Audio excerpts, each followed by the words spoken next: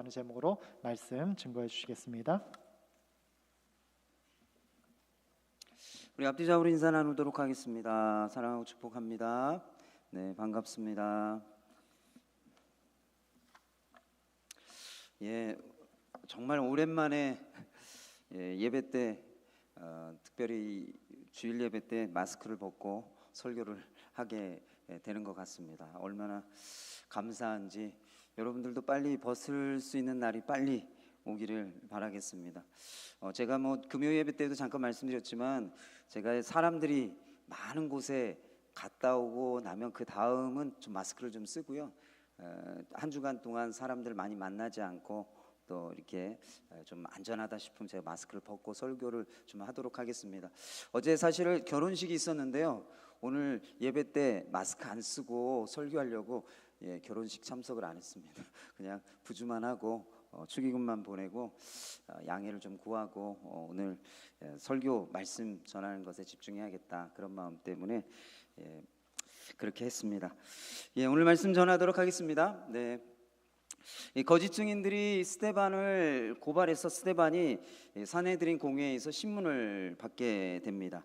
거짓 증인들이 고발한 이 스데반의 죄는 스데반이 회당에서 나사렛 예수가 하나님이 거하시는 성전을 헐고 모세가 전해준 율법을 뜯어 고칠 것이다 라고 이렇게 전한 것을 고발의 죄목으로 삼았습니다. 그것은 하나님과 성전 그리고 또 율법과 모세를 모독하는 죄였고 또 율법에 의하면 사형에 해당되는 그런 죄였습니다. 그래서 산헤드린 공회 대제사장이 거짓 증인들의 고발이 사실인지 이 스데반에게 묻게 되죠. 스데반은 아브라함에게서부터 시작되는 이스라엘 역사를 언급하면서 당시 유대인들과 종교 지도자들의 잘못된 신앙, 특별히 성전과 율법에 대해서 잘못된 신앙을 지적했습니다. 당시 유대인들은 하나님이 성전에만 계신다, 거룩한 예루살렘 성전에만 하나님이 계신다라고 믿었습니다. 또 그뿐만이 아니라 하나님이 유대인들에게 율법과 할례를 주셨기 때문에 유대인들만이 하나님의 백성이 될 수 있었다라고 하는 그런 믿음을 가지고 있었죠. 그러나 스데반은 이방에 거주하던 아브라함에게 하나님이 찾아오신 것을 통해서 하나님은 예루살렘 성전만 계시는 것이 아니라 무소부재하신 하나님이시다, 안 계신 곳이 없으신 분이시다 라고 하는 것을 전하죠. 또 그뿐만이 아니라 율법이 아니라 하나님의 언약과 믿음으로 하나님의 백성이 되는 것이다 라고 하는 것을 전했습니다. 오늘 본문 말씀을 보면 스데반은 이 아브라함에 대한 설교 이후에 요셉에 대한 설교를 하기 시작합니다. 이 요셉에 대한 설교는 예수님에 대한 변론이었습니다.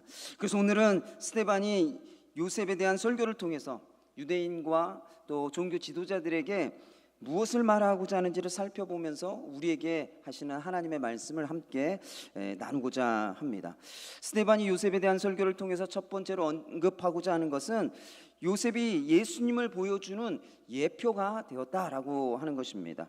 9절에서 10절까지의 말씀을 보면 스데반은 요셉에 대해서 두 가지를 설교하고 있죠. 첫 번째는 스데반이 여러 조상이 요셉을 시기하여 애굽에 팔았다라고 하는 것을 설교하고 있습니다. 창세기 37장을 보면 이 야곱이요 노년에 아들을 얻게 되는데 그 노년에 얻은 아들이 이 요셉입니다. 노년에 얻은 아들이기 때문에 다른 아들보다 이 요셉을 더 사랑했습니다. 다른 아들에게는 입히지 않았던 채색 옷을 입히면서 이 요셉을 편애하게 됩니다. 그런 것들을 본 이 요셉의 형제들이 요셉을 시기하고 미워하죠. 또 그 어느 날 요셉이 형들의 곡식단이 자기 곡식단에게 절을 하는 꿈을 꿉니다. 그뿐만이 아니라 해와 달 11개의 별이 자신에게 절을 하는 꿈을 꾸죠. 근데 요셉이 이 꿈을 아버지와 형들에게 이야기합니다. 이 꿈의 내용을 자세히 보면 요셉을 가족들이 섬기게 될 것이다, 요셉이 가족들의 주인이 될 것이다 라고 하는 것을 의미하는, 암시하는 그런 꿈이었습니다. 이런 꿈 이야기를 들은 요셉의 형제들은 더욱더 요셉을 미워하고 시기하기 시작했습니다. 그래서 이 요셉의 형들은 죄 없는 요셉을 은 20에 애굽으로 가는 상인들에게 팔아버리고 말았습니다. 스데반은 이 이야기를 통해서요 요셉과 같이 죄 없으신 예수님이 유대인들과 종교 지도자들의 시기를 받아서 배척과 고난을 받으셨다라고 하는 것을 말하고 있습니다. 또 두 번째로 스데반은 하나님이 요셉을 모든 환난에서 건져내셔서 통치자로 세우셨다라고 하는 것을 설교하고 있습니다. 창세기 39장 40장을 보면 요셉이 바로의 친위대장 보디발의 집에 노예로 팔려가게 됩니다. 그러나 하나님께서 요셉과 함께 하셨기 때문에 형통한 자가 되어 가정 총무가 되어졌습니다. 그러나 요셉이 보디발의 아내가 동침하자고 하는 그 유혹을 뿌리친 것 때문에 모함을 받아 감옥에 갇히게 되죠. 그때에도 하나님이 요셉과 함께 하셔서 요셉이 형통한 자가 되어 감옥에 있는 모든 죄수들을 관리하는 재반 사무를 맡아보는 일들을 하게 되어졌습니다. 또 창세기 41장을 보면 바로가 꿈을 꾸었는데 그 꿈을 해석해 줄 수 있는 사람이 없었습니다. 애굽에서 그 꿈을 해석해 줄 만한 사람을 찾았지만 어느 누구도 이 바로의 꿈을 해석해 줄 수 있는 사람이 없었습니다. 그때 술 맡은 관원이 자신이 감옥에 갇혀 있을 때 자신의 꿈을 해석해 주었던 요셉을 생각하고 바로에게 추천하게 됩니다. 요셉이 바로가 꾼 꿈을 듣고서 7년 풍년과 7년 흉년에 대한 꿈인 것을 해석해 주죠. 그리고 이 7년 풍년을 잘 준비해서 7년 흉년을 대비하도록 제안을 했습니다. 창세기 41장 38절에서 41절까지의 말씀을 보면 이 바로가 요셉이 하나님의 영에 감동된 사람이고 또 명철과 지혜가 있는 것을 보고서 애굽의 총리로 삼아 바로의 궁전과 애굽의 모든 영역을 다스리게 하는 통치자로 세웠습니다. 그래서 10절 말씀을 보면 하나님이 애굽에서 노예와 죄수가 되었던 요셉을 모든 환난에서 구원해 주셨습니다. 그리고 하나님이 요셉을 애굽 왕 바로 앞에서 은총과 지혜를 주셔서 애굽의 통치자가 되게 하셨다라고 말하고 있습니다. 스데반이 이 이야기를 통해서 유대인과 종교 지도자들에게 말하고자 하는 것은 그들이 시기하여 십자가에서 죽인 예수님을 하나님이 다시 살리셔서 통치자, 메시아, 구원자가 되게 하셨다라고 하는 것을 말하고 있는 것입니다. 그래서 스데반은 이러한 요셉의 모습을 통해서 예수님에 대해서 설명하고 있는 것이죠. 스데반이 이렇게 요셉을 통해서 예수님의 모습을 보여주고 있는 것을 신학적인 용어로 예표라고 말을 합니다. 여러분이 이 예표라고 하는 말을 사전에서 찾아보면 미리 알려주는 표징이라는 뜻을 가지고 있습니다.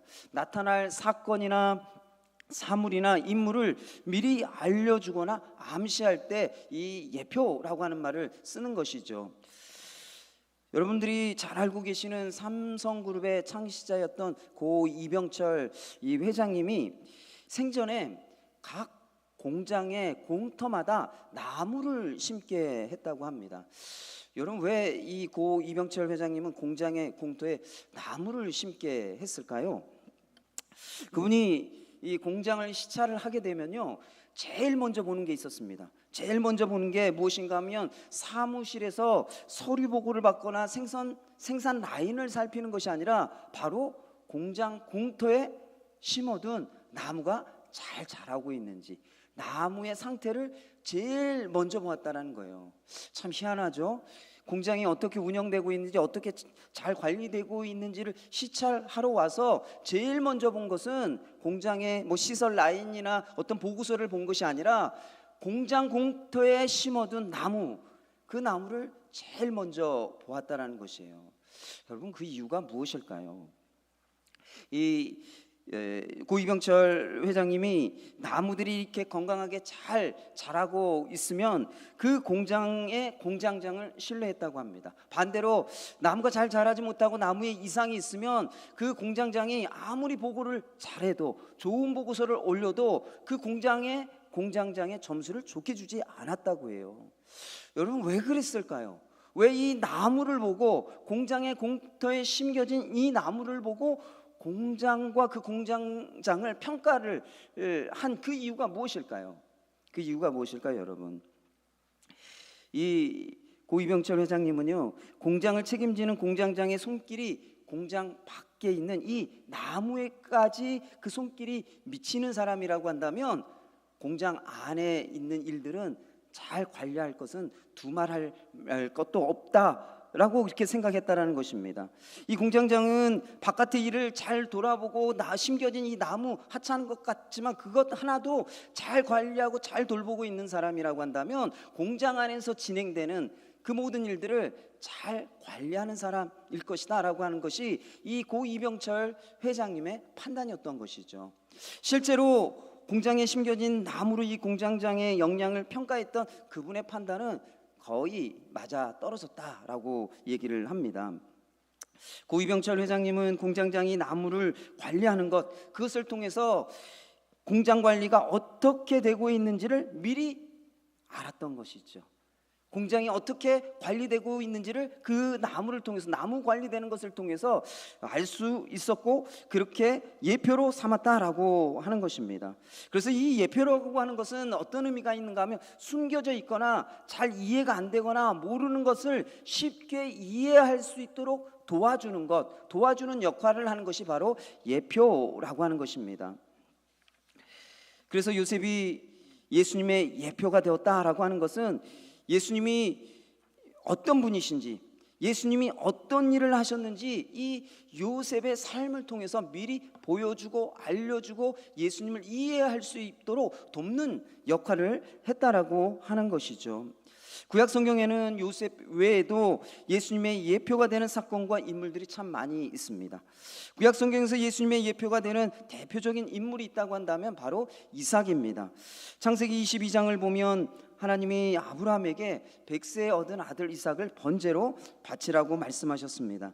그래서 아브라함이 이삭을 데리고 3일 길을 가서 이삭에게 번제에 쓸 나무를 지게 하고 아브라함은 이 칼과 불을 들고 하나님이 말씀하신 모리아산으로 올라갔습니다. 그때 이삭이 아브라함에게 묻습니다. 아버지, 번제에 쓸 나무는 있는데 번제에 쓸 어린 양은 어디 있습니까? 라고 물었어요. 그래서 아브라함이 이삭에게 이렇게 얘기합니다. 하나님이 번제에 쓸 양을 친히 준비하실 것이다 라고 대답을 하죠. 그리고 하나님이 말씀하신 곳에 이르렀습니다. 그런데 이 아브라함이 제단을 쌓고 그 위에 번제로 쓸 나무를 올려놓은 이후에 갑자기 이삭을 결박해서 번제단 위에 올려놓았습니다. 그리고 칼을 들고 이삭을 내려치고자 했습니다. 여러분, 이 이삭을 한번 좀 생각을 해보십시오. 번제단에 쓸 나무를 지고 갈 정도의 그런 수준이라고 한다면 어느 정도 성장하고 힘이 있는 그런 청소년 또는 청년이었을 것입니다. 그래서 학자들은 이때 이삭의 나이가 15세 중후반, 10대 중후반, 15세 정도 되었을 나이일 것이라고 추정을 합니다. 이렇게 이삭이 15세라고 한다면 아브라함은 몇 살일까요? 100세에 이삭을 낳았기 때문에 이 아브라함의 나이는 115세가 되는 그런 때이죠. 15세의 청소년의 이삭, 그리고 115세의 할아버지가 된 아브라함을 한번 생각해 보십시오. 이 아브라함이 이삭을 결박하려고 할 때 이삭이 만약 자기가 번제물이 되어 죽게 될 것이다라고 하는 것을 알고 도망치고자 했다고 한다면 얼마든지 도망칠 수 있었을 것입니다. 또 아버지가 결박하려고 할 때 힘으로 맞서서 그 결박하려고 하는 것을 뿌리치려고 하면 얼마든지 뿌리칠 수 있었을 것입니다. 그런데 오늘 이 창세기 22장을 보면 아브라함이 결박할 때 이삭이 도망갔다, 아브라함을 뿌리쳤다라고 하는 말이 없습니다. 그 얘기는 무슨 얘기입니까? 아브라함이 이삭을 결박할 때 순순히 이삭이 결박을 당했다라고 하는 것을 의미하는 것이죠. 또 그뿐만이 아니라 학자들은 이 이삭이 어떻게 번제단에 올라갔을까라고 하는 것을 생각해 보면 아브라함이 노인이니 아브라함이 이삭을 결박된 이삭을 번쩍 들어갖고 번제단에 올려놓기는 힘들었을 거다. 그래서 결박된 이삭 스스로가 번제단 위에 올라갔을 것이다. 이렇게 학자들은 생각을 하기도 합니다. 어찌됐든 이삭이 꽁꽁 묶여 결박되어 번제단 위에 올려졌습니다. 그리고 아브라함이 칼로 내려쳐 이삭을 죽이려고 하죠. 그런데도 불구하고 마지막까지 이삭은 잠잠히 아버지가 죽이려고 하는 것에, 그 아버지의 뜻에 순종하여 죽음을 맞이하려고 합니다. 그때 하나님의 사자가 아브라함을 부르고 아들 독자까지도 아끼지 아니한 것을 보고서 이제야 하나님을 경외하는 줄을 알겠다라고 하는 말을 하게 되죠. 아브라함이 이삭을 결박하여 번제로 바치려고 할 때 이삭은 아버지의 뜻을 거역하지 아니하고 잠잠히 순종했습니다. 그러한 이삭의 모습은 누구를 보여주는가 하면 바로 예수님을 보여주고 있다는 것이죠. 예수님이 붙잡혀 대제사장과 빌라도에게 신문을 받으셨습니다. 또 로마 군병들에게 조롱을 받으시고 십자가에 못 박히셨습니다. 그때 예수님이 하나님의 뜻에 순종하셔서 잠잠하게 그 모든 고난과 고통을 받으시고 십자가를 지셨다라는 것이죠. 그런 모습을 누가 예표로 보여주고 있는가 하면 이삭이 보여주고 있다는 것입니다. 구약의 중요한 사건들과 중요한 인물들의 역할 중에 하나는 예수님과 예수님의 삶을 이해할 수 있도록 돕는 예표가 되는 것이었습니다. 그래서 우리가 예표가 된 이러한 사건들을 배우고 신앙의 인물들을 배우고 닮아가게 될 때에 우리 또한 그들과 같이 예수님과 예수님의 삶을 이해하도록 돕는 삶을 살아갈 수 있게 된다는 것이죠. 여러분, 믿지 않는 사람들에게 하나님이 당신을 사랑하십니다. 당신의 죄를 위해 예수님이 십자가에 못 박혀 죽으셨습니다 라고 말을 한다고 한다면 그 말을 들은 믿지 않는 사람들이 하나님의 사랑을 알 수 있을까요? 그리고 나를 위해서 십자가에 못 박혀 돌아가셨다라고 하는 그 십자가의 그 죽음을 믿지 않는 사람들이 이해할 수 있을까요? 믿지 않는 사람들이 성경을 읽지 않고 배우지 않고 묵상을 하지 않는데 어떻게 예수님을 알고 어떻게 예수님을 이해할 수 있을까요? 믿지 않는 사람들이 우리의 말과 행위를 보면서 예수님이 친절하신 분이시고 배려가 많으신 분이시고 사랑이 많으신 분이시라고 하는 것을 알게 되고 또 예수님이 십자가에 못 박혀 죽으신 그 이유를 이해하고 알게 되는 것입니다. 믿지 않는 사람들이 우리의 삶을 통해서 우리가 믿는 예수님, 우리가 전하는 예수님에 대해서 이해할 수 있도록 돕는 삶을 우리가 살아가야 한다는 것이죠. 사랑하는 성도 여러분, 여러분들이 성경의 인물들을 볼 때마다 그들의 모습을 통해서 예수님을 보고 예수님을 이해하게 되는 것처럼 믿지 않는 사람들이 여러분들의 삶을 통해서 예수님의 모습을 보고 예수님을 이해하게 되는 은혜가 있으시기를 축원합니다. 스데반이 요셉에 대한 설교를 통해서 두 번째로 언급하고자 하는 것은 요셉의 삶에 하나님의 섭리가 있었다라고 하는 것입니다. 11절 말씀을 보면 요셉이 애굽의 총리가 되어서 통치할 때 애굽과 가나안 온 땅에 7년 풍년 뒤에 7년 흉년이 들어 큰 환란이 있었습니다. 애굽의 총리가 된 요셉은 7년의 풍년 동안 그 곡식들을 거두어서 창고에 보관해 두었다가 7년의 흉년을 잘 대비했습니다. 그래서 흉년이 들어서 큰 환란이 닥쳤을 때 야곱이 애굽에 곡식이 있다라고 하는 말을 듣고서 이 야곱이 요셉의 형제들을 두 번 애굽에 보내게 되죠. 13절 말씀을 보면 요셉의 형제들이 두 번째 애굽에 갔을 때 요셉이 자신이 이 형들이 시기하여 애굽에 팔아버린 노예로 팔아버린 요셉이라고 하는 것을 자기 형제들에게 알렸습니다. 그리고 요셉은 사람을 보내어서 아버지 야곱과 친족 75명을 애굽으로 모셔오게 했습니다. 그래서 이 야곱의 가족은 가나안 땅의 흉년의 큰 환란에서 구원받을 수가 있었다라고 말하고 있습니다. 스데반은 형제들의 시기로 애굽에 팔려간 요셉을 통해서 야곱의 가족들이 흉년의 큰 환란에서 구원받았다라고 하는 것을 설교하고 있죠. 스데반이 이 이야기를 통해서 유대인들과 종교 지도자들에게 무엇을 말하고자 하는지 명확하게 알기 위해서는 창세기 45장에 있는 내용을 우리가 좀 함께 살펴볼 필요가 있습니다. 창세기 45장을 보면 애굽의 총리가 된 요셉이 두 번째 애굽의 식량을 구하러 온 요셉의 형제들을 만나게 됩니다. 그리고 그 만나는 자리에서 형제들에게 자신의 모습을, 자신이 누구인지를 밝히게 되죠. 창세기 45장 4절과 5절 말씀을 보면 이 요셉이 형제들에게 자신을 알리면서 형제들이 자신을 애굽에 팔아버린 것 때문에 근심하지 말고 한탄하지 말라고 안심을 시킵니다. 창세기 45장 7절 8절 말씀 우리가 좀 함께 읽어보도록 하겠습니다. 창세기 45장 7절 8절 말씀 함께 읽어보도록 하겠습니다. 함께 읽겠습니다. 시작. 하나님이 큰 구원으로 당신들의 생명을 보존하고 당신들의 후손을 세상에 두시려고 나를 당신보다 먼저 보내셨나니 그런즉 나를 이리로 보낸 이는 당신이 아니요 하나님이시라.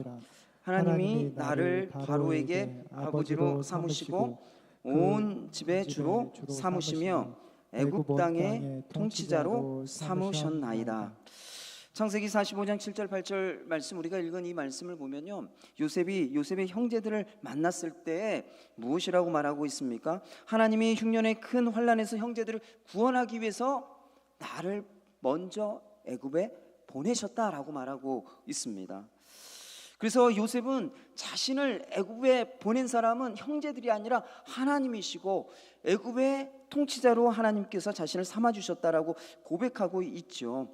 그것은 요셉이 애굽에 팔려가 많은 환난을 받았지만 애굽과 가나안 땅에 있을 흉년의 큰 환난에서 아브라함의 후손들을 구원하시고자 하는 하나님의 섭리가 있었다라고 하는 것을 말하고 있는 것입니다.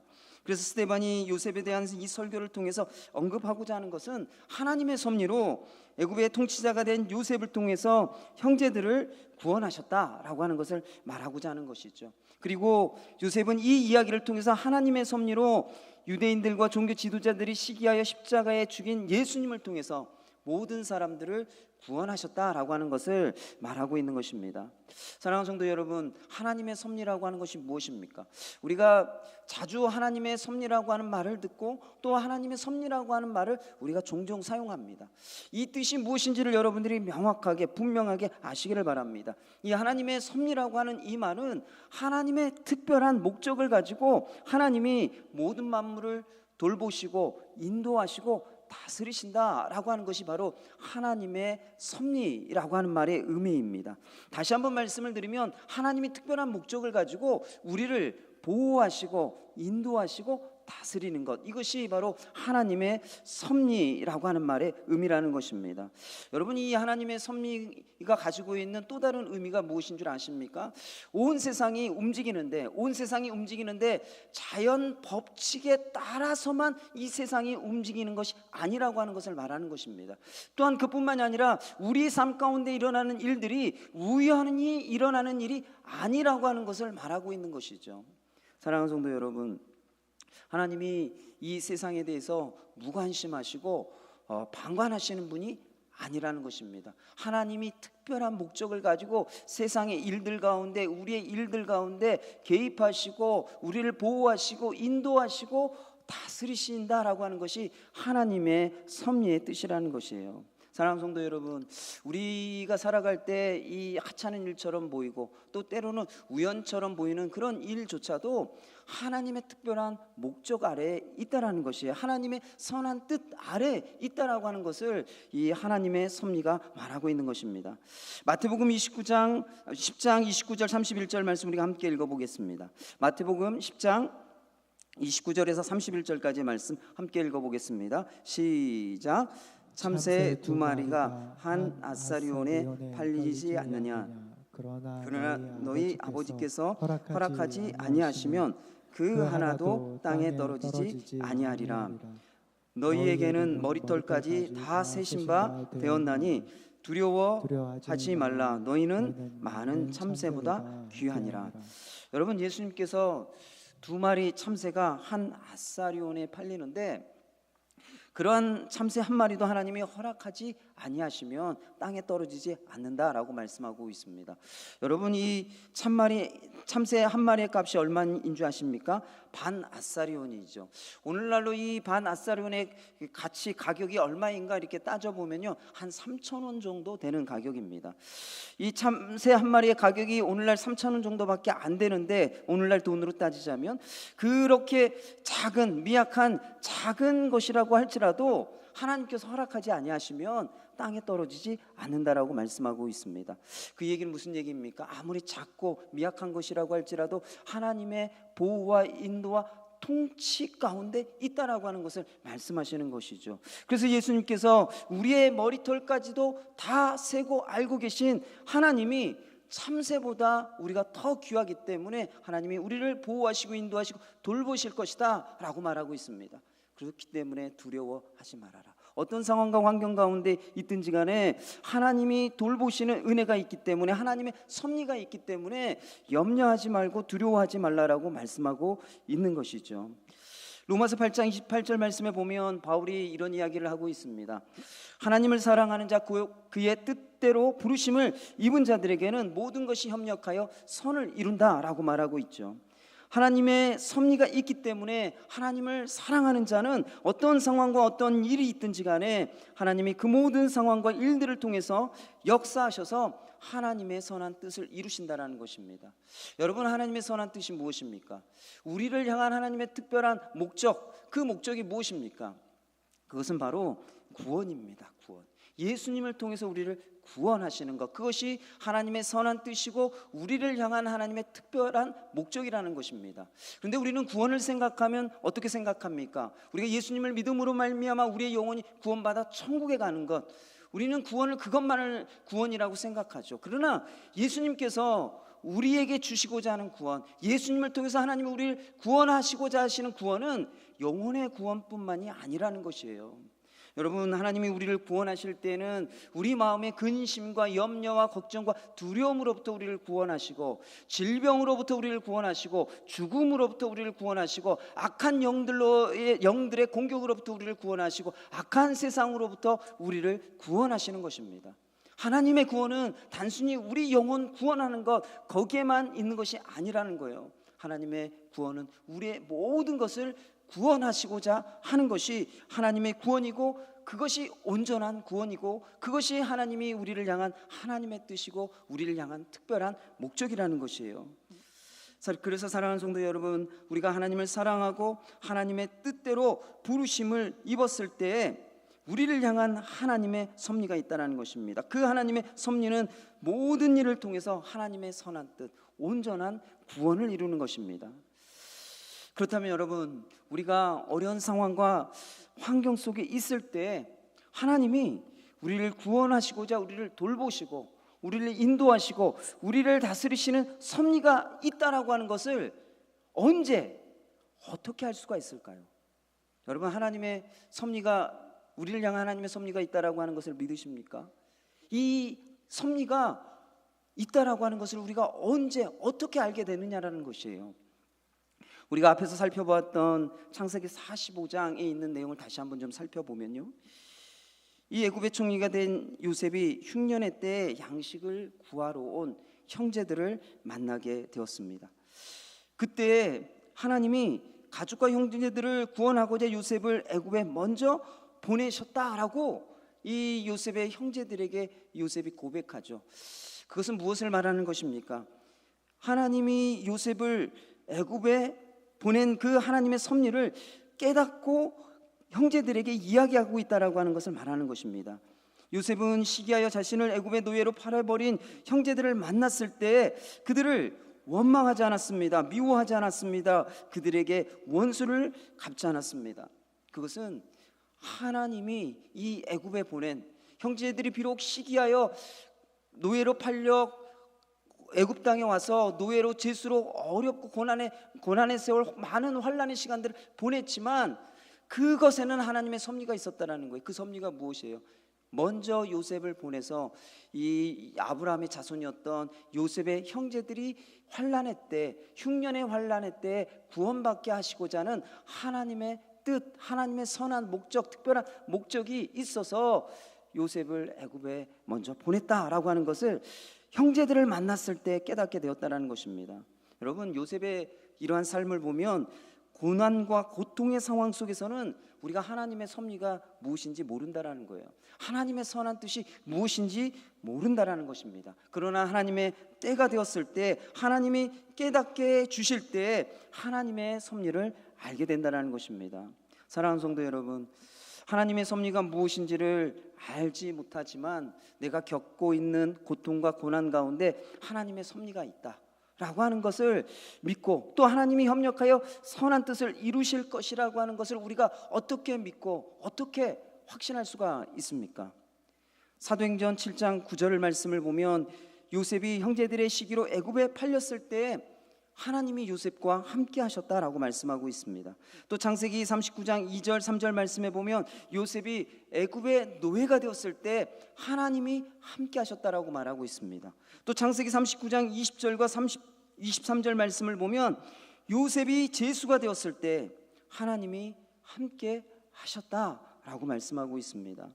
요셉이 노예와 제수가 되어 억울하고 분하고 또 고통과 고난과 환난 속에 있을 때 하나님의 섭리가 무엇인지 알 수는 없었지만 하나님이 함께 하셨다, 하나님이 함께 계신다라고 하는 것을 믿었다라는 것입니다.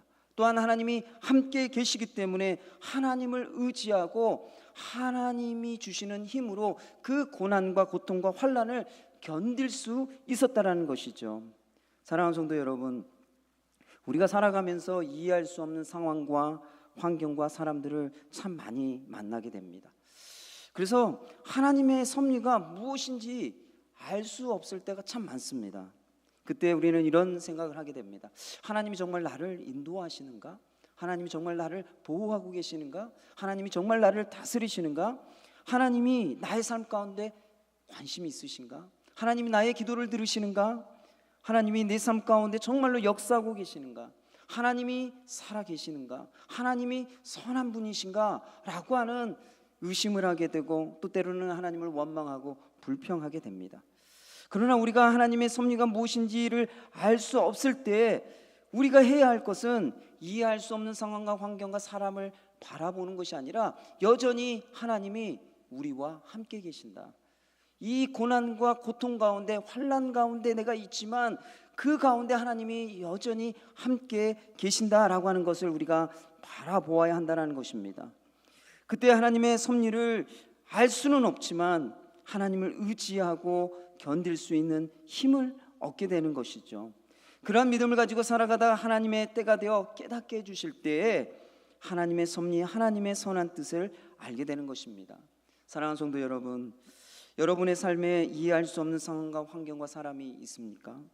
또 하나님의 섭리가 무엇인지, 하나님의 선한 뜻이 무엇인지 알 수 없는 힘들고 어려운 상황과 환경과 사람이 있습니까? 그렇다면 하나님이 요셉과 함께 계셨던 것처럼 하나님이 나와 함께 계신다라는 것을 바라보고 또 하나님을 의지하고 견딜 수 있는 힘을 주시도록 기도하시기를 바랍니다. 그래서 하나님의 때가 되어 하나님이 깨닫게 해 주실 때에 하나님의 섭리를 알게 되고 하나님께 감사와 찬양과 영광을 돌릴 수 있는 우리 믿음의 성도님들이 되시기를 축원합니다. 말씀을 정리하도록 하겠습니다. 오늘 스데반의 요셉에 대한 설교를 통해서 두 가지를 살펴봤습니다. 첫 번째로는 예수님의 예표가 되는 삶을 우리가 살아가야 한다는 것입니다. 우리가 성경의 신앙 인물들을 배우고 닮아갈 때 그들과 같이 우리의 삶을 통해서 다른 사람들이 예수님과 예수님의 삶을 알고 이해하도록 돕는 삶을 살아가게 됩니다. 그래서 믿지 않는 자들이 여러분들의 삶을 통해서 예수님과 예수님의 삶을 알고 이해하게 되는 은혜가 있을 수 있도록 기도하시기를 바랍니다. 또 두 번째로는 이해할 수 없는 상황과 환경과 사람을 만날지라도 거기에 하나님의 섭리가 있다라고 하는 것을 믿으시기를 바랍니다. 하나님의 섭리는 하나님의 특별한 목적, 하나님의 선한 뜻을 가지고 우리를 보호하시고 인도하시고 다스린다라고 하는 것입니다. 하나님의 특별한 목적, 하나님의 선한 뜻이 무엇입니까? 그것은 우리를 온전히 구원하는 것입니다. 그러한 하나님의 섭리가 보이지 않을 때 우리가 하나님이 함께 계신다라고 하는 것을 바라보아야 합니다. 그때 하나님을 의지하게 되고 하나님이 우리에게 힘을 주셔서 우리가 겪고 있는 환난과 고난과 고통을 견디는 힘을 얻게 되는 것입니다. 이 시간 우리가 함께 들은 말씀을 가지고 함께 기도하도록 하겠습니다. 함께 기도할 때 나를 통해서 믿지 않는 우리 가족들이 예수님을 알게 되고 예수님을 이해할 수 있도록 나를 사용해달라고 기도하시기를 바랍니다. 또 이해할 수 없는 상황과 환경과 사람을 만날지라도 하나님이 함께 계신 것을 바라보고 하나님을 의지하고 힘을 얻을 수 있도록 기도하시기를 바랍니다. 또한 내 삶 가운데 하나님의 그 섭리를 또 깨닫고 또 하나님의 선한 하나님의 뜻을 깨달을 수 있도록 기도하시기를 바랍니다. 우리 이 시간 함께 들은 말씀을 가지고 함께 기도하도록 하겠습니다. 기도하겠습니다. 사랑하고 은혜가 충만하신 아버지 하나님, 오늘 우리가 하나님 주신 이 말씀을 통해 또 우리가 하나님 앞에 나아가 기도합니다. 주님, 요셉의 모습을 통해서 또 우리가 어떠한 삶을 살아가야 할지 말씀하여 주시고 가르쳐 주셔서 감사합니다. 요셉의 삶이 하나님 예수님의 그 예표가 되는 삶이 되었던 것처럼 우리의 삶도 예수님의 예표가 되는 삶이 되게 도와주시길 원합니다. 요셉의 삶을 통해서 예수님이 어떤 분이신지, 예수님이 또 어떤 삶을 사셨는지를 알고 깨달을 수 있는 것처럼 또 우리의 삶을 통해서 믿지 않는 자들이 예수님과 예수님의 삶을 이해하고 깨닫고 알게 되어지는 은혜가 있게 하여 주시길 주님 앞에 간절히 구합니다. 우리의 삶을 사용하여 주옵소서. 믿지 않는 가족들에게 예수님을 알도록, 또 믿지 않는 가족들이 예수님을 이해하도록, 또 하나님의 사랑이 무엇인지 어떠한 것인지 이해하고 알아갈 수 있도록 우리의 삶을 하나님 사용하여 주시고, 또 우리의 삶을 통하여 역사하여 주시고, 또 하나님이 우리의 삶을 통하여 예수님이 어떤 분이신지를 나타내시는 은혜가 있게 하여 주시기를 주님 앞에 간절히 구합니다. 또한 아버지 하나님, 요셉과 같이 이해할 수 없는 상황과 환경과 사람들을 만난다고 할지라도 우리가 예수님이 함께 계시고 또 하나님이 우리와 함께 계신 것을 바라보고 하나님을 의지하고 또 힘을 얻을 수 있는 우리 믿음의 성도님들이 될 수 있도록 은혜 베풀어 주시기를 주님 앞에 간절히 구합니다. 주님, 우리가 이해할 수 없는 상황 가운데 있을 때 또 하나님의 섭리가 있는 것을 우리가 의심하지 않게 도와주십시오. 우리를 향한 하나님의 선한 뜻이 있는 것을 의심하지 않게 도와주옵소서. 우리가 믿음으로 하나님을 바라보고 믿음으로 하나님이 우리와 함께 계신 것을 바라보고 하나님을 의지하고 또 이 상황과 환난과 고난과 고통을 견딜 수 있는 힘을 하나님께 구하는 우리 성도들이 될 수 있도록 은혜 베풀어 주시길 간절히 소망합니다. 주님, 이해할 수 없는 상황과 환경 가운데 있지만 주님, 언젠가는 하나님의 때가 되어지면 하나님께서 깨닫게 해주실 것을 기대하고 바라보며 기도하는 우리 믿음의 성도들 될 수 있도록 주님 도와주옵소서. 주님, 오늘 요셉의 삶을 통해서 또 우리가 어떻게 믿음을 가지고 살아가야 할지 알려주셔서 감사합니다. 요셉이 예수님의 예표가 되는 삶을 살았던 것처럼 우리 모든 성도들이 예수님이 어떤 분이신지를 나타내고 또 예수님을 알게 하고 예수님의 삶을 이해하게 하는 예수님의 예표가 되는 삶을 살아가는 성도들이 되게 하여 주옵소서. 그래서 믿지 않는 가족들, 믿지 않는 주변 사람들에게 예수님을 드러내는 온전한 통로가 되어지도록 우리 성도들의 삶을 사용하여 주시기를 간절히 구합니다. 또한 아버지 하나님, 우리 성도들이 요셉과 같이 이해할 수 없는 상황과 환경과 사람을 만난다고 할지라도 그 가운데 하나님의 선한 뜻과 하나님의 섭리가 있는 것을 의심하지 않고 믿게 도와주옵소서. 또 하나님의 섭리가 보이지 않고 하나님의 뜻이 이해가 되어지지 않는 상황 가운데 있다고 할지라도 우리 하나님께서 함께 계신 것을 믿음으로 바라보고 또 하나님께로부터 오는 힘을 구하며 견디는 우리 믿음의 성도들 될 수 있도록 은혜 베풀어 주시길 간절히 소망합니다. 또한 우리의 상황 가운데 일어나는 그 일들이 지금은 이해되어지지 않지만 하나님의 때가 되어지면 하나님께서 깨닫게 해주시고 또 그 깨달음을 통해 하나님께 감사 찬양 영광 돌리게 하실 것을 기대하고 기다리고 기도하는 우리 믿음의 성도들 되게 하여 주옵소서. 감사드리고 이 모든 말씀 예수님의 이름으로 기도드립니다. 아멘. 찬송가 288장 찬송